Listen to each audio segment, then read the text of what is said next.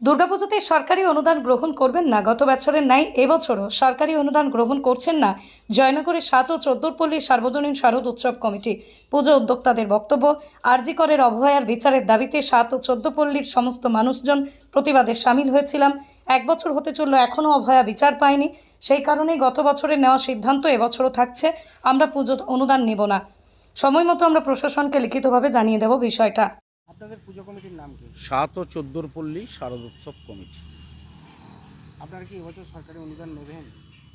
আমরা গতবার যে আন্দোলনের ঝড় সারা পশ্চিমবাংলা, দেশ এবং দেশের বাইরে ছড়িয়ে পড়েছিল, আমরাও সক্রিয়ভাবে সেই আন্দোলনে ছিলাম বিচারের আশায়। কিন্তু গত বছর পুজোর আগে বিচার না পাওয়ায় আমরা তার প্রতিবাদে এই সরকারি অনুদান গ্রহণ করিনি। এবছরও আমাদের পুজো কমিটির সর্বসম্মত সিদ্ধান্ত, এবছরও আমরা এই টাকা গ্রহণ করছি না। আমরা সরকারিভাবে গত বছর যেমন জানিয়ে দিয়েছিলাম, এভাবেই জানিয়ে দেব।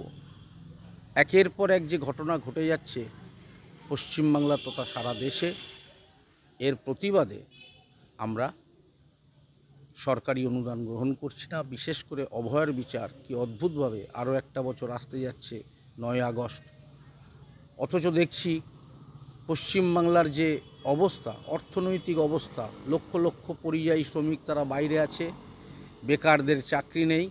কেবলমাত্র দান ধ্যান উৎসবের মধ্য দিয়েই সরকার যেন শুধু ভোটটা চায়, এইভাবেই তারা ভেবে চলেছে। ফলে গতবারের 85,000 টাকাকে আরও লোভনীয় করার জন্য 25,000 টাকা বাড়িয়ে 1,10,000 টাকা করে দিল। আমরা ঠিক করেছি পুজো কমিটির পক্ষ থেকে শেষ মিটিংয়ে যে অভয়া যতদিন না বিচার পাবে, আমরা পুজো কমিটি সরকারি অনুদান কোনো দিন গ্রহণ করব না বিচার না পাওয়া পর্যন্ত। এটাই আমাদের সিদ্ধান্ত এবং আমাদের সর্বসম্মত সিদ্ধান্ত। আপনার নাম? প্রবীর বৈদ্য। আপনি পুজো কমিটির কোন পদে আছেন? আমি পুজো কমিটির উপদেষ্টা মণ্ডলীর সদস্য।